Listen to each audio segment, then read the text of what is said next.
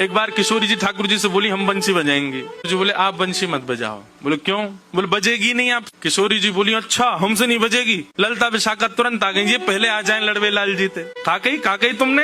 बोले मैं यूं कह रहा हूँ कि हमारी श्यामाजू बंसी ना बजा पाएंगी। अच्छा हमारी लाडली जू जब चले ना तो उनके पामन की नूपुर उनकी ध्वनि पे राग रागनी वारे वारे जामे, और तुम यूं कह रहे हो हमारी लाडली जी बंसी ना बजा पाएंगी।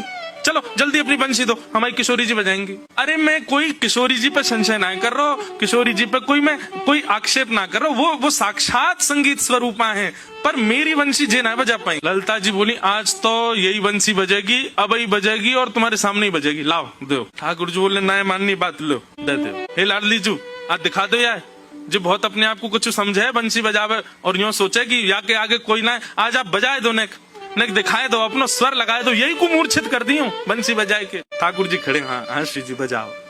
हमारा तो सौभाग्य कि हमारी बंसी आपकी सेवा में, पर मैं फिर कह रहा हूँ ये बजेगी नहीं। किशोरी जी ने अपने अधर पर वेणु धारण करके अपनी कोमल उंगलियों से छिद्रों को आच्छादित किया और जैसे ही प्राण पिरोए बस हवा ही हवा निकले, स्वर नहीं निकले। ललता विशाखा कह रही है अरे जल पिला गलो सुगो श्यामाजू को जल पिलाए दियो, लेकिन बंसी नए बजे। ठाकुर जी मंद मंद मुस्कुरा रहे। अब मैं कह रहा हूँ नए बजेगी मुंह वापस कर दो। अरे श्यामाजू जी बहुत मायावी है, ये अपनी माया ते कछु कर सके, याने जरूर बंसी बांध दी होगी, याने बंसी को टोना टोटका करके बाकी स्वर सबरे अंतर ध्यान कर दिए, नहीं तो हमारी श्यामाजू कोई स्वर को, कोई संगीत के वाद्य को स्पर्श कर दे, अरे स्पर्श मात्र से बजन लगे, ये बंसी क्यों ना बज रही है। ठाकुर जी बोले पहले वंशी वापस करो फिर बताऊंगा। किशोरी जी ने वंशी वापस करी। ठाकुर जी बोले अच्छा एक बात बताओ, आप वंशी को वादन करते समय मन में कौन को चिंतन कर रही?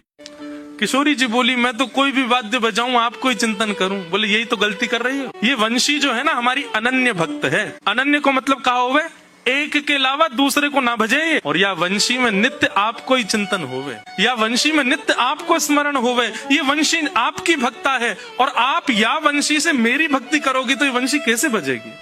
हे श्यामाजू आप नेत्र बंद करके अपनो ही चिंतन करो, मतलब अपने स्वरूप को ध्यान करो। जब आप अपनो ध्यान करोगी तब ये वंशी बजेगी, क्योंकि या वंशी में तो नित्य आपको ही गायन किया जाए। किशोरी जी ने अधर पर वंशी रख के जैसे स्वयं को स्मरण किया, अपने रूप नक, अपने रूप नेत्र आदि को स्मरण किया, अपनो ही स्मरण करके जैसे वंशी अधर पर धरी, बिना फूंक के वंशी बजन लगी। किशोरी जी के नेत्र सजल है गए। आपकी या अनन्य प्रेम पे ही तो मेरा मन करे कि मैं वारी वारी जाऊं।